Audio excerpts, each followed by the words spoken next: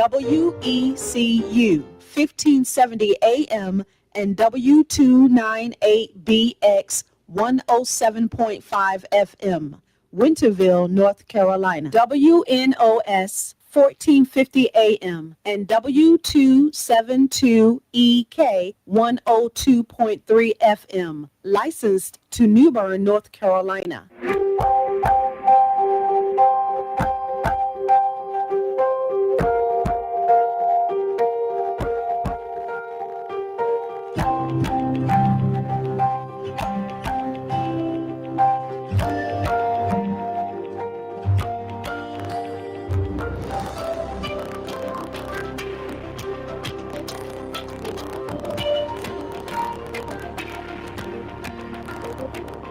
Motivations with Glenn.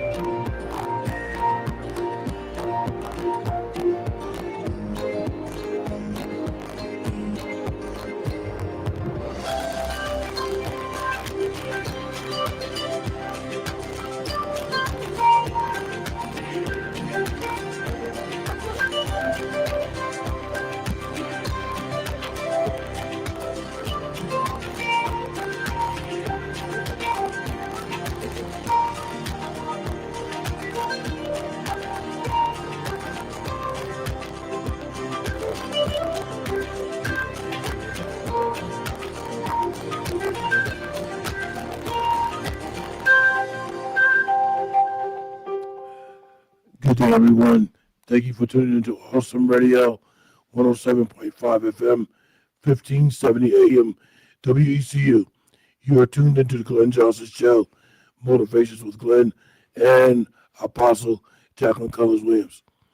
As we get started, I just want to say briefly, I will praise the Lord at all times. His words and his praises shall continually be in my mouth. I was recently asked, due to my near-fatal motorcycle accident in 2010, would I change anything? My response to everybody was no, because that made me who I am today. I love who I am today, and my fellowship with God, helping to reach out, help other people. So no, I wouldn't change a thing. Here's Apostle Jacqueline Williams. Hey, Dr. Glenn, and to our listening audience on today, we are so glad that you took time to tune in with us.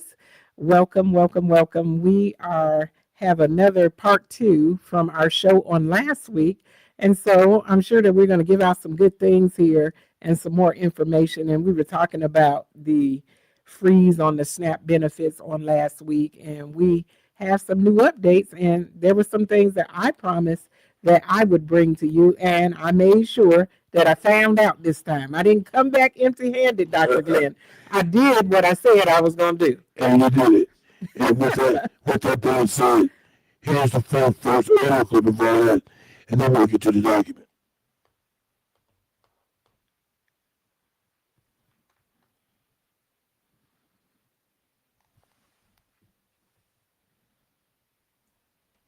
In North Carolina, SNAP benefits may be delayed because of the ongoing government shutdown. SNAP, or the Supplemental Nutrition Assistance Program, helps scores of families put food on the table. Officials with the Dare County Department of Health and Human Services say they got a letter from the federal government warning November benefits could face disruptions, affecting thousands of North Carolinians who depend on those benefits. Jeremiah Beatty joins us in the studio with more at What's at Risk. Jeremiah, what can you tell us? Yeah, Dana, there is a lot of confusion. Leaders are trying to learn what the government means when they say disruptions.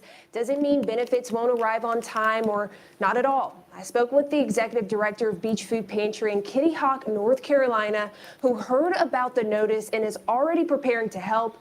But she says if benefits are delayed or reduced next month, it won't just hurt those who receive them. It could reach beyond SNAP users.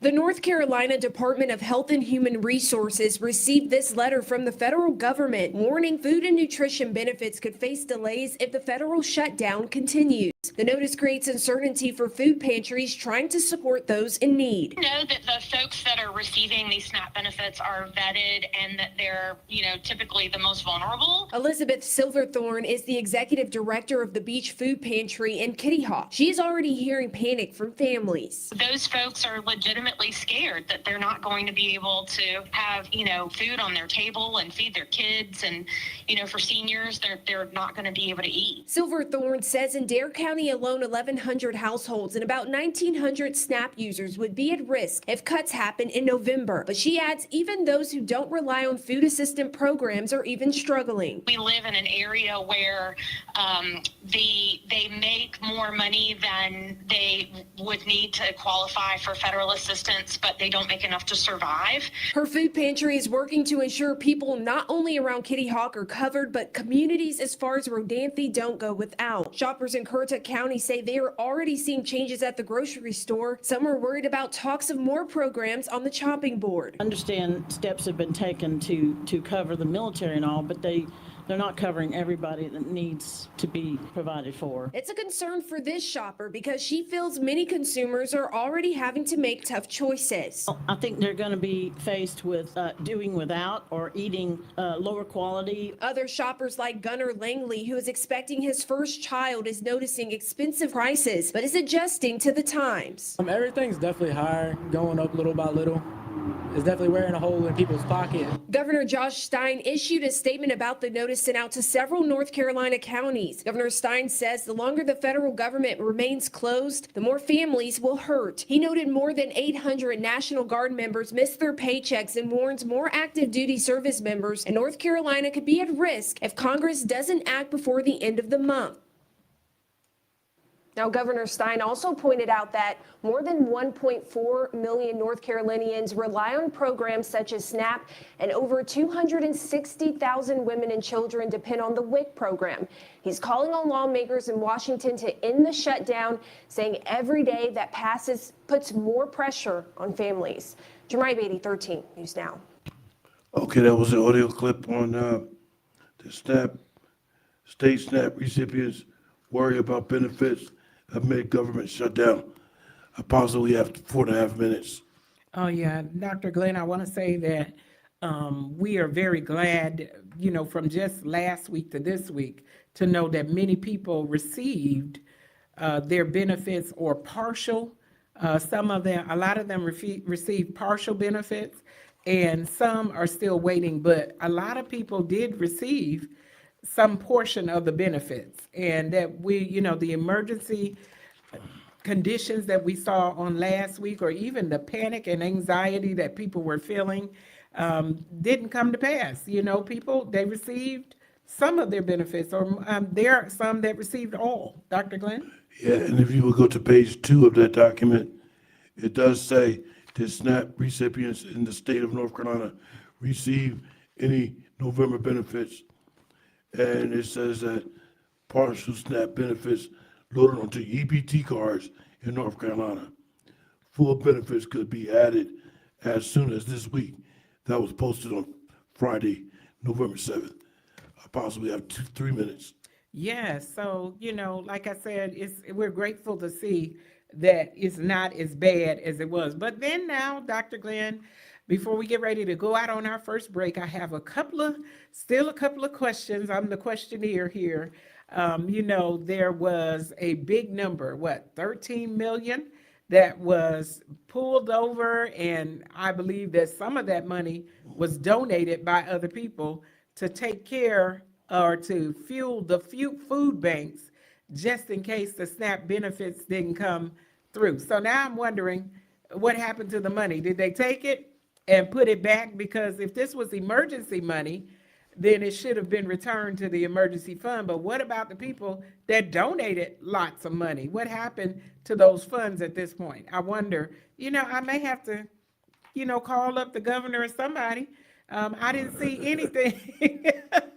I didn't see anything telling me what was happening to the emergency money, and did they, in fact, fund those food banks? That's a good question, but I think you'll have an awful time finding information. If you call the governor's office, I'm sorry to say you're probably going to not get to run around, but there's going to be a lot of calls transferred to various departments because you're just not going to talk to the governor. Now, we have that same page. It's a 3-page or 4-page document. The last page is Spanish. So when we come back from the break, we'll try to reach out to you with one more of the information. We took the disclaimer off the broadcast because we actually got these information from the various sites itself, such as the governor's office, the DHS, Department of Health and Human Services, and other formats. So we have validated the information from those sites. Apostle. Yes, hey, we have just began this show and we're getting ready to go out to our first break. And we want to give you the opportunity to call in. If you want to call in and have something to say on this particular broadcast, you can call in and be live on the air with Dr. Glenn and myself. The phone number here in the studio is 252-756-2008. We have more information that we want to pass out to you. We're going to talk to you about it. But again, I have to say how thankful I am that it's not as bad as it was being portrayed. And it's nothing to panic about, that people are being fed and that the SNAP benefits are being released partially. But I have a couple of questions that I want to throw out there, and we want to have you callers that are listening to be able to call in and participate on what you think on some of the issues that are concerning the SNAP program, that we want to just throw out there. It's not necessarily our opinion, but we want to put it out there and give you the opportunity to call in and respond. Dr. Glenn? That call-in number, once again, 252-756-2008. But be reminded that you will be live on the broadcast. This is a Christian station, so monitor your language. Thank you very much. We'll be right back. My name is Jayla, and you're to see to my papa, Glenn Jonson, on the radio. Footprint Small Event and Conference Center. It's located in the heart of downtown Greenville at 304 Evans Street. Welcome to Footprints, a clean, family-friendly event space designed for unforgettable moments. Whether you're planning a private celebration or a professional gathering, Footprints offers the perfect setting for your vision. It's ideal for conferences and workshops, baby and bridal showers, birthday parties and special celebrations, community classes and meetings. You can create your own event or have it beautifully designed by our experienced event planner. Because here, you don't just host an event, you make memories that leave footprints in your heart. 304 Evans Street, Greenville, North Carolina. Plan your event today. 252-412-3169. 252-412-3169. Hello, my name is Dr. Wiley Nifong. Thank you for listening to Awesome Radio, 107.5 FM, 1570 AM, WECU. Welcome back, ladies and gentlemen, to the Glenn Johnson Show. Motivation with Glenn and Apostle Jacqueline Collins-Williams here on WECU, 1570 AM and 107.5 FM, Winterville, Greenville. Also, WNOS, 1450 AM, 102.3 FM, New Bern, WYLT LP, 100.3 FM, Rocky Mount, North Carolina, and WBIS LP, 106.9 FM, Espanol, Winterville, North Carolina. Apostle will continue. We have quite a few documents that we're going to get together, but I do want to mention, Apostle, before we end the broadcast, the various differences between the EBT and the SNAP benefits. And the EBT card, exactly, if you don't mind. We're going to continue the broadcast. This is another 10-minute segment. Then we'll be back, with our final 30 minutes of the broadcast. Apostle. Yes, hey, I want to first say, and we should have said this at the top of the hour. I had it on my paper and I skipped over it. I want to say Happy Veterans Day. And we know Veterans Day was yesterday to all the vets and those that have served in the military and military forces. It would have been great too, Dr. Glenn, if we could have did a little trivia on this.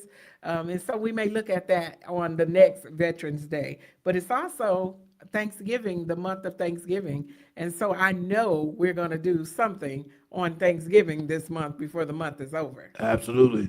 And one thing about Veterans Day, Veterans Day, the word veterans itself doesn't have an apostrophe because we don't want to exclude anybody, we want to include everybody. So it's Veterans Day without an apostrophe to include everybody. Also, to the families, the wives, the mothers, the children that, when the father might have served or the wife might have served, their family served also. So keep that in mind. Everybody served in that family. Apostle. Definitely, Dr. Glenn. And I think I've mentioned on this particular platform more than once that I was an ex-military wife. So that's how I know so many things or some things about the military when you talk about it, because I was a ex-military wife. Yeah, so you didn't don a uniform, but your husband served. Therefore, technically, realistically, you served also. I served. When he was gone, and I had to do things alone. And not only that, but I was in a foreign country for the first 4 years. I was in Europe and I didn't know how to drive. I didn't know the language, but I learned and I navigated many things over there with the military's help. There were different things and places that I could go and ask for help. And I did. I got my driver's license over there. My first license was in Germany. It wasn't here in the States. And so there was a lot, and it was a great experience. And I just say, I'm not pushing the military, but I'm saying it was a positive experience for us. Yeah, I'm not pushing the military either, or these restaurants that have the free meals on Veterans Day.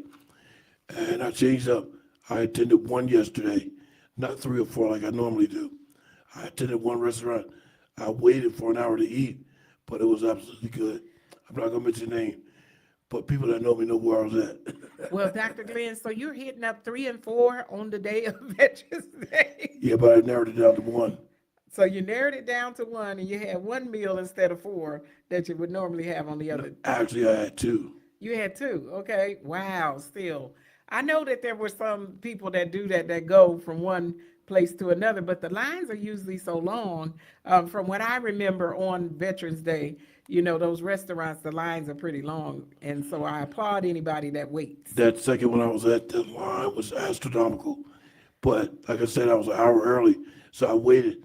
I had a good spot. I was right in front of the door when they opened. I escorted everybody in. Wow.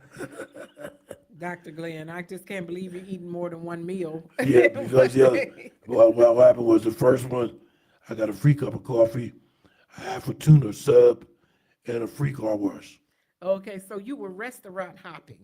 That's what I want to call it. You were restaurant hopping. I was restaurant hopping, yeah. Basically, yeah, if you want to call that, that's right. I was restaurant hopping. I got a free cup of coffee, a free half a turkey sub, and a free car wash. That was good that was a good haul for the first restaurant. And the second one, what did you get? That's everything. It was a buffet. Oh, wow. You got a free buffet. That is something awesome. I parked my chair right at the buffet. Well, and we want to thank those restaurants that honor the veterans on those days. I remember those days, and even after the military, if I would go out on that particular day, my son served in the military as well. And so we would always go hanging out with him on those days, and he would get a chance to eat free, and we had to pay. Yeah.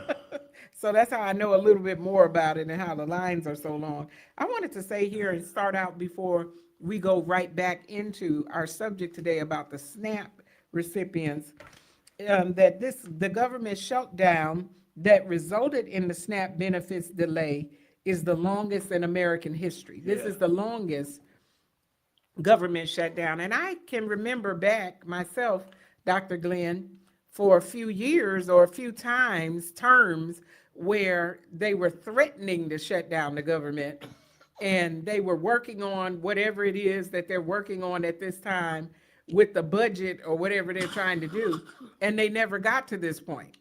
Yeah, not only the shutdown, but back in the 70s when they had the gas shortage. Do you recall that? The what shortage? Gas. Where lines were long. In order to get gas, the lines were so long, they went by your plate number, they switched it up. Odd number would go one day, even number would go another day. I remember going to the gas station with my mother at about 2 o'clock in the morning. We didn't get back home till 9 a.m. See, I don't remember that, Dr. Glenn. I don't remember. Maybe, see, I'm a little step younger than you. So I don't remember. If you were a kid then, I probably was a little bit, maybe too young to remember it. But I don't remember that at all. But I do remember seeing gas prices and things were like 99 cents a gallon. Yeah. And not where we are today, where it's almost $3 a gallon. Yeah, but even so, with the 99 cent a gallon, they even got a gas shortage. Just a shortage of gas. It was running out of gas all over the place. So you had to go one day or the next day to get gas. I have some pictures with a guy in line with a lawnmower trying to get gas with a lawnmower, a push lawnmower. Well, I tell you what I do remember, Dr. Glenn. I do remember the full service gas stations where you would drive up and somebody pumped your gas and they would clean your windshield off at the same time. I do remember that. And that's the way it is still in New Jersey. I think New Jersey is the only state that has that still. You have to somebody has to pump your gas and clean your windshield. Other states, you have to pump it yourself.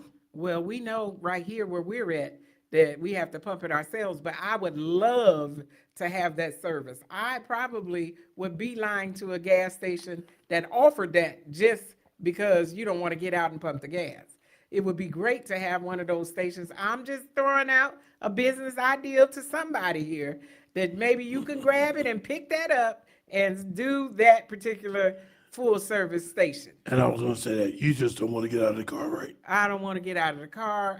It's hot. Sometimes there are bugs that are trying to attack me. I remember one night I felt like I was fighting for my life because there was a big bug trying to get me.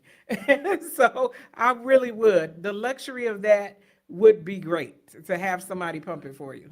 But the downfall, before we get back to our topic, the downfall of going to the attendants at the gas station is when you ask them to check the oil. Are they really checking the oil? Do you really need oil? Because I know they have a thing to do.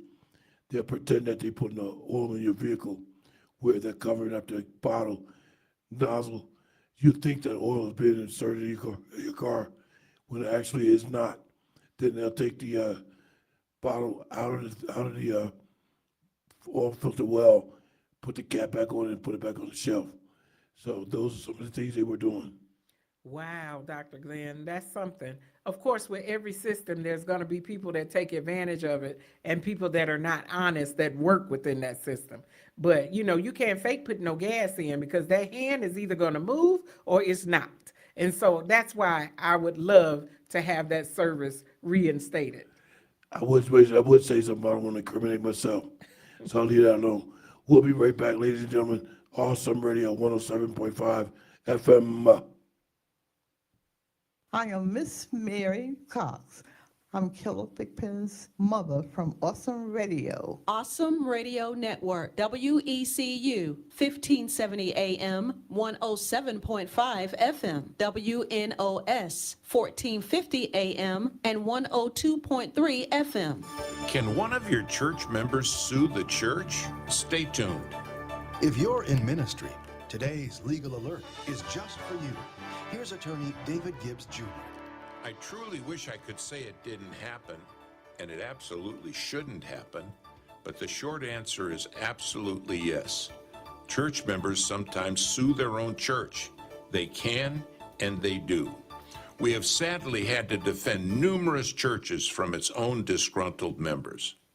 It's vital that your church take the necessary steps to protect yourself from such an eventuality.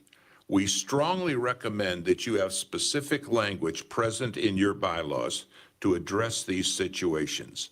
Let me repeat that. Have specific language present in your ministry and church bylaws to address these types of conflict, including mandatory arbitration provisions. Be sure that the document has mandatory arbitration provisions. Call our offices at the Christian Law Association if you need a template of language on this precise matter.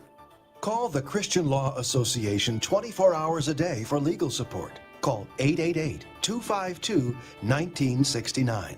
That's 888-252-1969. Or if you prefer, 888-CLA-1969. We're back. You're listening to The Glenn Jonson Show. You can reach Glenn at glennjohnsonshow@gmail.com. Welcome back, ladies and gentlemen, to the Glenn Johnson Show. Awesome Radio, 107.5 FM, 1570 AM, WECU. I want to ask Apostle, this is our final 30 minutes of today's broadcast, so I want to ask her if she want to go to the Food and Nutrition Services food stamps. We'll do a document on that to give you some information. Here's Apostle Jacqueline Collins-Williams. Hey, Dr. Glenn, we will definitely go there next. If you don't mind, I had a question that I wanted to put out right before we went on the break and leave it as a cliffhanger, but we missed that time. But I want to put it out there and solicit some phone calls from our audience, that is our listening audience on today. In one of the statements that says here on one of the documents that it was actually from that audio that we shared earlier, it said that SNAP benefits should be for people who are unable to work. And so I want to pose that question to our listening audience on today. Do you think that the SNAP program is being taken advantage of? And do you feel that people that should not get it, that are able to work? And I do. I want to say, Dr. Glenn, that I'm mixed on it. I don't believe totally that people that are able to work, that all people that are able to work should be excluded from the SNAP program. I don't believe that. That is a good question, because actually I do know one gentleman. He's able to work, but he has some mental challenges, I believe.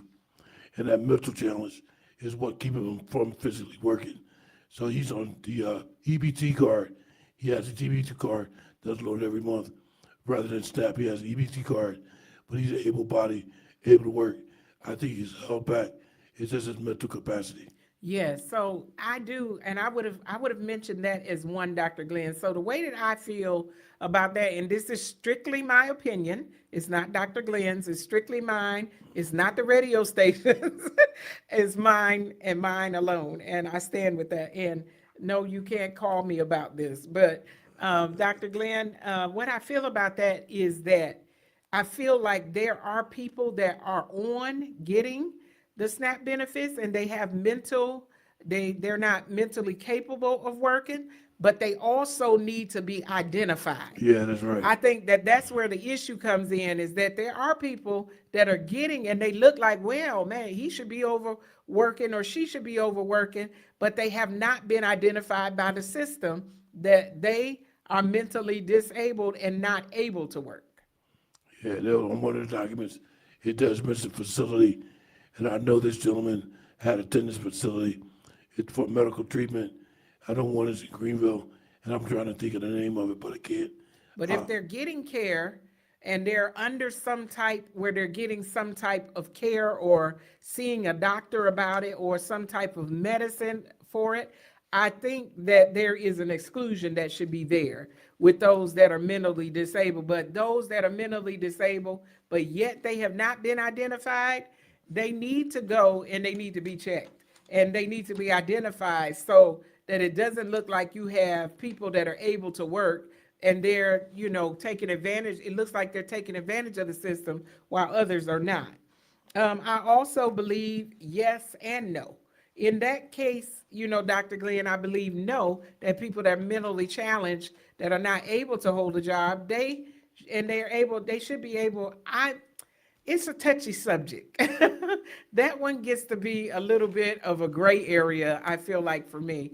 But I also feel like those that are not mentally challenged and you can work, that you should be excluded from the program with exceptions. And these are the exceptions that I believe, Dr. Glenn.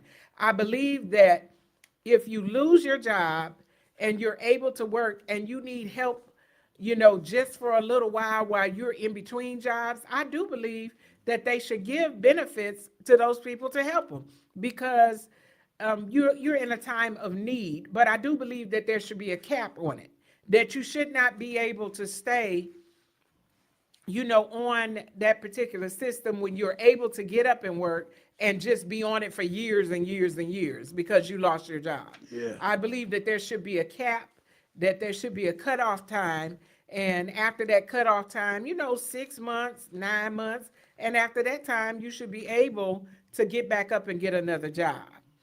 And I was trying to think of the name of that facility, medical treatment, but I'm trying to find it on one of the documents. I haven't found it yet. I'll think of it before the broadcast ends. I possibly have 4 minutes before the next break. So I'm going to, again, ask if you want to call in and give your opinion on this particular thing, or what's any of the statements that we've mentioned today, that you could call in and be live right on the air with us. What do you think? I do think that sometimes there is abuse, of the system when people are on for years and years and years and years. I understand sometimes mothers with children, they're not able to get a job, or people that are just starting out in life. Sometimes they may not have a job, or they may not even have the job skills or have a door open to them because they don't have experience. So that is another case, Dr. Glenn, where I believe that there should be some help for them. And even though they're able-bodied, but there should be a cutoff date where you have to get up and you have to get a job. And then, one of the documents said something about finding and accepting suitable employment. What is suitable in the mind of one person may not be suitable in the mind of another. I'm thinking about a relative that I have, Dr. Glenn, and they went and they were getting back into the job market, but the job that they were on is a hard job. And the particular relative said to me, honey, I am almost 40. I'm not 20 and 19 like these young people that are out here slinging this stuff. I can't do it like they're doing it. There needs to be, how are we going to gauge that? The ability of certain people, because some at that particular age are still in the best of shape and they can do those jobs that the 20-year-olds can do. But then some others, they can't, like myself, Dr. Glenn, I just want to say this, years ago I had back surgery. I can't be lifting stuff and slinging it. I got to take care of that back. I can't do some things that I used to do when I was younger, but I can work, but I'm limited in that area of not being able to lift a whole lot, not being able to stand, for 12 hours a day and not being able to sit for 12 hours a day. So I have some issues there, but then, so I have to be selective with what kind of job. So I want to say that there's some, and it's a lot that goes into this thought process with who is eligible and who should not be. Dr. Glenn? Yeah, I was still trying to think of the name of that facility. I believe it starts with a B. It's possibly a P, but I'm looking through the documents to try to figure out what that name is. I left my phone in the car.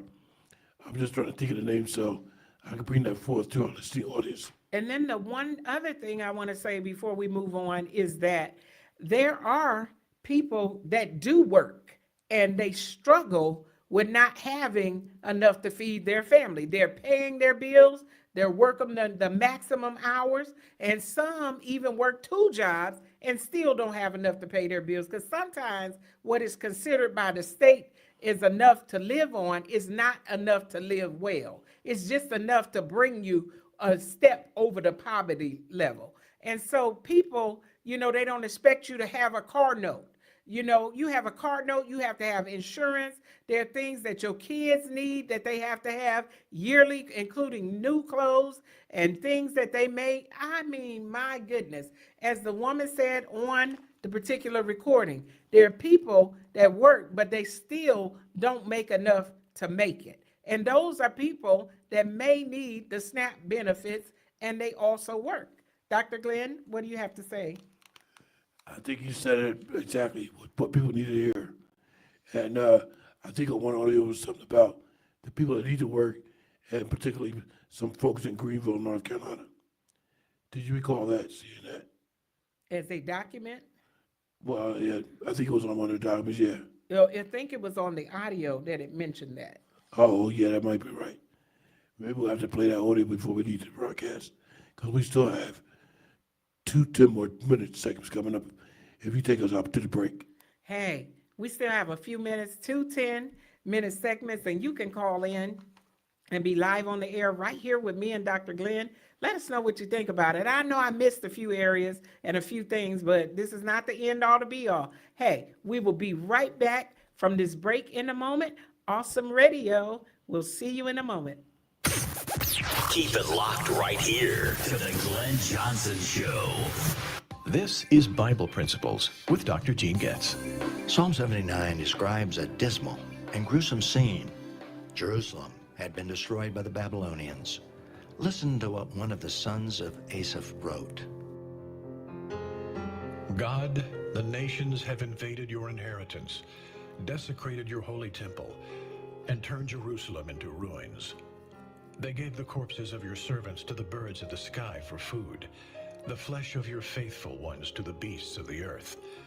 They poured out their blood like water all around Jerusalem, and there was no one to bury them. This happened to the people of Judah because they continually disobeyed God and turned to idolatry and immorality. But the good news is that God responded to their prayers of repentance. In the very same psalm we read, "Do not hold past iniquities against us. Let your compassion come to us quickly, for we've become very weak. God of our salvation, help us for the glory of your name. Rescue us and atone for our sins for your name's sake." Well, throughout the centuries, many professing Christians have turned away from God. But the good news is, God still hears sincere words of repentance. Jesus made this clear to the church in Laodicea as recorded in the book of Revelation. "As many as I love, I rebuke and discipline. So be zealous and repent. See, I stand at the door and knock. If anyone hears my voice and opens the door, I will come into him and eat with him and he with me." So as believers today, let's not forget this principle to live by. To experience continual forgiveness of sin and intimate fellowship with God, we must acknowledge our sins and then walk in God's will. The Bible principle you've heard today comes from the Life Essential Study Bible by Dr. Gene Getz.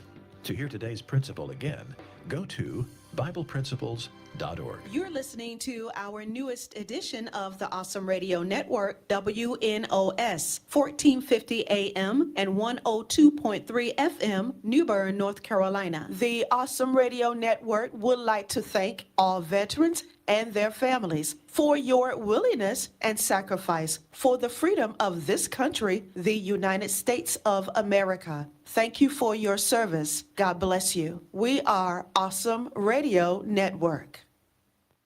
Thank you for tuning in, ladies and gentlemen.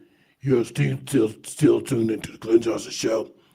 Motivation with Glenn and Apostle Jacqueline Williams here on Awesome Radio, 107.5 FM, 1570 AM, WECU, Winterville, Greenville. With apostles, I would like to ask you if we can go back to that 20-second audio clip that mentioned Greenville. I want to hear that again. Then I have to go out to my car to research something. Hey everybody, SNAP benefits are at risk of being suspended on November 1st. So if you are in need of food assistance or if you're looking for ways to help, we want to make things simple for you. Just go to WRAL.com, find this page, where to find food and resources in the wake of SNAP benefits suspension. If you scroll down, you'll find this whole big list of different resources for you if you need food assistance. And if you're looking for different companies that are offering ways to support, or if you want to help, we've got ideas for you. Again, WRAL.com. This look like for families enrolled in the program? We're asking where's the money as our Randy Ayala joins us to address some of these concerns. Randy, good morning. Good morning. Yeah, in fact, we got a lot of families across the country and in our area as well, guys. 12% of Americans here rely on their SNAP benefits every month. That's over 42 million people right now at risk of missing out on their monthly grocery money starting tomorrow. Locally, that amounts to 680,000 Marylanders, 141,000 D.C. residents, and 850,000 Virginians. Across the DMV, local and state leaders have reallocated budgets to provide temporary food assistance through November. And while we know money for federally funded benefits will run out tomorrow, some are wondering how long it will take for funds to return once the shutdown ends. Now, the USDA has not said whether SNAP benefits will be paid retroactively, but Social service experts tell CBS News how they expect delayed November benefits to be dispersed once federal funding resumes. Now, for those with leftover money on their EBT cards from October, those benefits would roll over into November. Now, on average, SNAP recipients receive around $187 per month. Now, Maryland and D.C. have joined a lawsuit with over a dozen other states right now suing the Trump administration for suspending these benefits, which they say is illegal. Democratic lawmakers are urging the USDA to tap into an estimated $5 billion emergency fund that could cover November SNAP benefits. Now, Saturday's funding lapse would be the first delay in SNAP benefits in the program's history. All right, stick around because in our next half hour, we're going to dig into exactly what support programs are rolling out in D.C., Maryland, and Virginia to support those in need. So could help a lot of families in our area. Yeah, and I've seen so many stories about so many people who never thought that they would be in this position because they had these good jobs, if you will, and now we're in a situation where the checks have stopped coming in and now they are struggling to figure out what to do next just to survive. People working every day, Working full time. every day for long periods of time. Still on SNAP. Yeah. And we're seeing neighbors step up in ways that, it gives you a little bit of faith in humanity to watch people take care of each other. It's sad that we're here. Right. Yes. And hopefully we'll see an end to this at some point. But in the meantime, we'll see how people are stepping up next time we see you, Randy. Thank you. In North Carolina, Apostle, let me ask you a question. If you heard that audio, did they actually say people were working and receiving SNAP benefits? Yes, it did say that people that are working receiving SNAP benefits. But is that legal?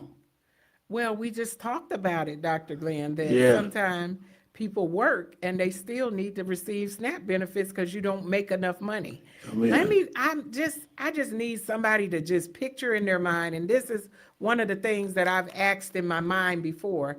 I said, who actually makes up the standard for what is acceptable for a good living expense, and how do they come up with those numbers? Because if you make $13 an hour and you're trying to pay rent, you're working 40 hours, a week, and you're not just part-time in it, and you're actually working full-time, and you're out here, you have rent to pay, you have electricity to do, you have clothing that you have to buy. Now, let's not even get to the food, that you have food. What I guess is expected of you is that you just have nothing except rent and food, and that's just it. Who's going to pay the electricity bill? Not to mention that in this life, you may have to have a vehicle and a car payment on. What if you don't? Let's just even scratch having a vehicle and a car payment or having to pay for insurance. Let's just say you ride the bus or you take Uber, Lyft, or one of the other means of being able to get yourself backwards and forward to work. You're going to have more money and money to pay for those things. And that's why I wonder who makes up the budget to say what you're able or who makes up the standard for this to be able to live and eat. You can eat, but you're not going to eat well. You're not going to have a lot. These people are not giving. It doesn't seem like they're giving thousands and thousands of dollars. And then with the price of food and how things have increased, not only food, but the economy, period. Even rent has went up and it's sky high for a lot of places. You cannot hardly rent a place for under $1,000 a month anymore. There are a few, but you can barely do that. And then if you're on certain particular systems, they may give you low rent. They may give you, but what do you have to do to qualify for that? As they talked about the ones that work, they may not make enough money to live on, but they are over the limit for being able to receive SNAP benefits. What about those people? I was caught in that particular place, when I moved down here, not making enough, and then but making too much in order to have SNAP benefits. Don't mention having any luxuries or what they may consider luxuries like television, cable or streaming or anything. And I'm not talking about being extravagant. I'm talking about just having a little bit of something. No, and not able to get your hair done. Don't mention the extra things in the house, like that you need, like toilet tissue and dishwashing detergent, just the extra things that are outside of food that you need to have or that are necessities of life. I wonder again who comes up and tells you how much that you should be able to make in order to be able to be under or over the poverty level. I want one of our callers to call in and give us some input on that on today. We still have one more segment that you can call in and you can give us some information on what you think. I just don't think that the guidelines are, fitting. Who did it and where did they go? Did they get all things on sale? Because we don't live in a society where things are always on sale. I mean, how much meat and what kind did they get? Were they just eating the cheap hot dogs and making it on that? What were they doing? Don't mention trying to buy some fruits and vegetables. I took $100 just last week and went to the store and I had a list, and on the list it said get fruits and vegetables. Well, by the time I bought everything else, I was a little bit over, and then I didn't have enough to buy the fruits and vegetables. I was only able to buy one fruit. So a lot of things you have to make decisions on, and you will have to cut things out, and you'll have to make sacrifices there, even if you are getting assistance. It's not as easy as they make it seem, and nobody's that is on assistance is living in the lap of luxury unless they have money coming in a different way. Back in the 70s, Dr. Glenn, you couldn't have a man that was living with you.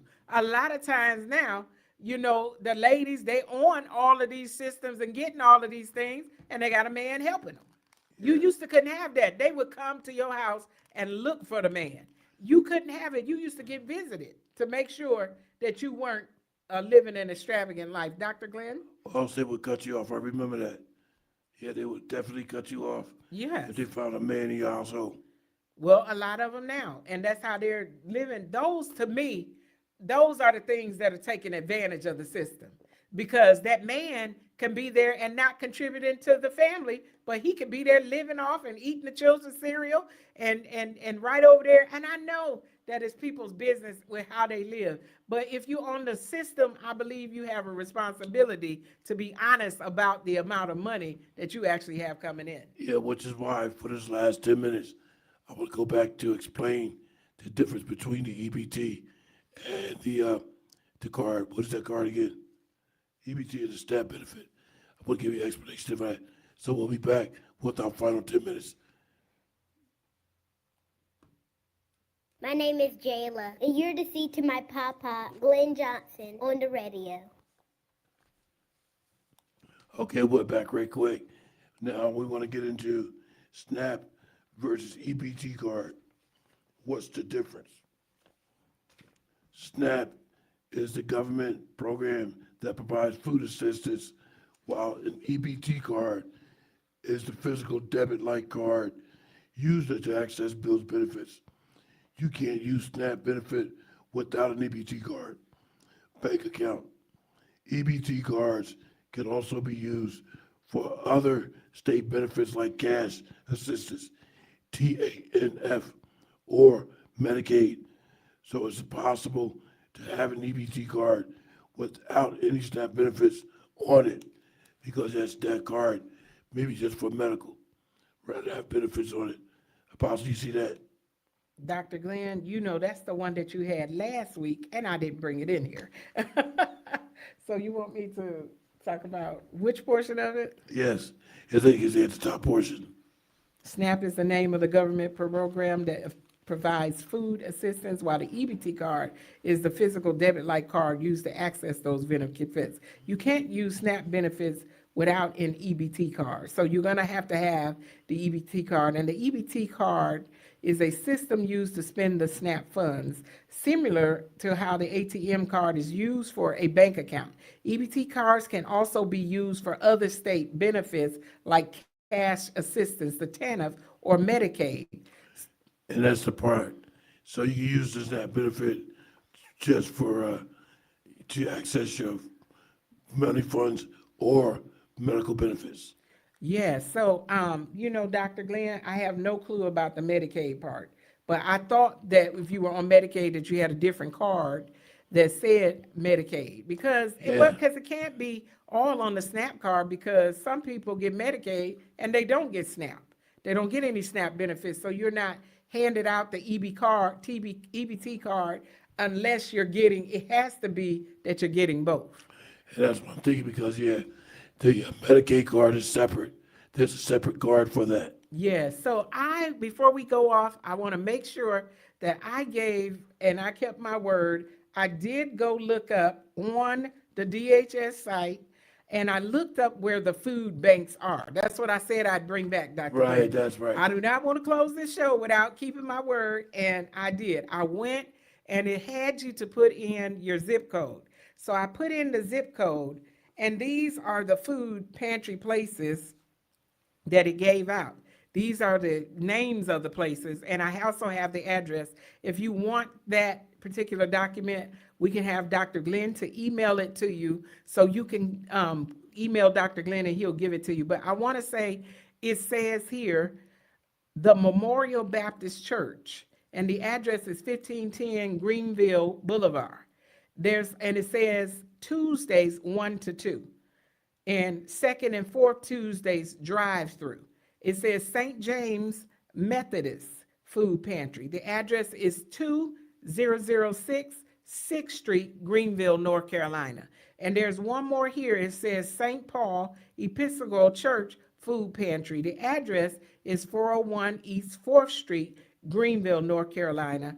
And it's from 1 to 3 p.m. So I want to say that for certain, these are not the only food pantry places that they are, or churches that are giving out food. Because I personally know of some other places that have been a great help to the community that are passing out food, and they're giving out food to help different people. So this is not the one and only, but this is the three that were on the DHS website when you put in the zip code for our area here. These are the three that popped up. Dr. Glenn? I want to encourage everyone not to hold back on the locations of these various pantries. Somebody might need help. So if you know any of the food pantries or food banks, please share that information with your residents, your neighbors, your friends, likewise, because they might need help. They might need your assistance. So just don't hold back. Just keep the available food for yourself. Just share it with others to help them. And I want to say, a lot of them are giving out a lot of canned food. Some of them are giving fresh fruits and fresh meat. It depends on what the church has signed up for and that they have the capacity with refrigerators or freezers to be able to store that food and keep it fresh. So there's some that only give out fruits and vegetables. Dr. Glenn? Exactly, because you want to be concerned about the safety and quality of the meat that's being distributed. How long has it been there? Is it contaminated? Is it not contaminated? Those factors.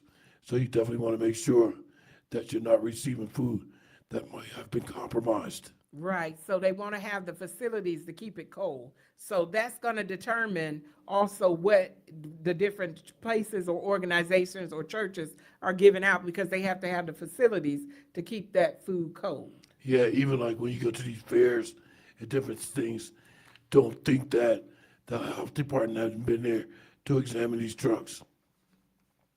I know for a fact that the health department has been there to respect the safety and quality of the trucks, of the food trucks, of the vendors, various vendors. So keep in mind, these food items are safe because they have been inspected.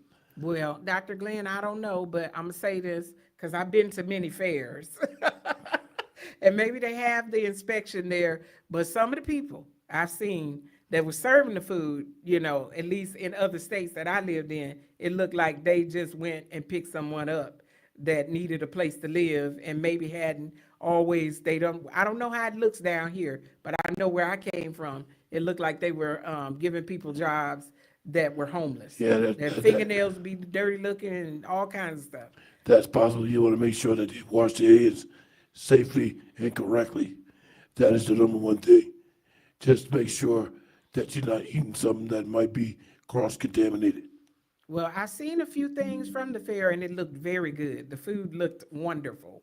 I'm just saying, it was a couple of things that I wish I had went and tried. So I don't want to put down anybody or look at anything like that. Hey, we're coming down to the end of our broadcast here, and we know that you have enjoyed some of the things that you have heard us say. I made sure that I kept my promise and gave you the particular addresses that I got from the DHS website to make sure that you have access to a place to go get food if you need. I know that some people receive partial payments and they still may need help from the food bank. That's right.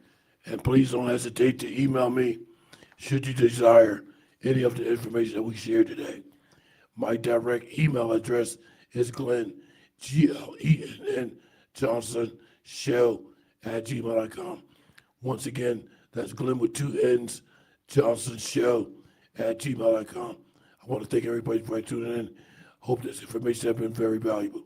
Apostle will close us out. I also want to acknowledge those other people that are not a part of churches. They are not a part of these government food pantries or those particular places. There were a lot of people that mounted up their particular groups or organizations, and they began to give out food and give free food giveaways. I want to acknowledge all of those people. Those people are also heroes. And even if your name is not called out individually, I want to acknowledge you and say thank you for rising to the occasion to help those that were in need and those that are in need. I know people on small scales that are doing things to help other people, even with the little that they have. Let me tell you, gathering together, even if everybody puts in their little bit, it can turn into a lot. You can make a mighty fist with each individual finger. Hey, we're glad that you tuned in with us on today, and we are looking forward to you coming back on next week. I threw out some topics.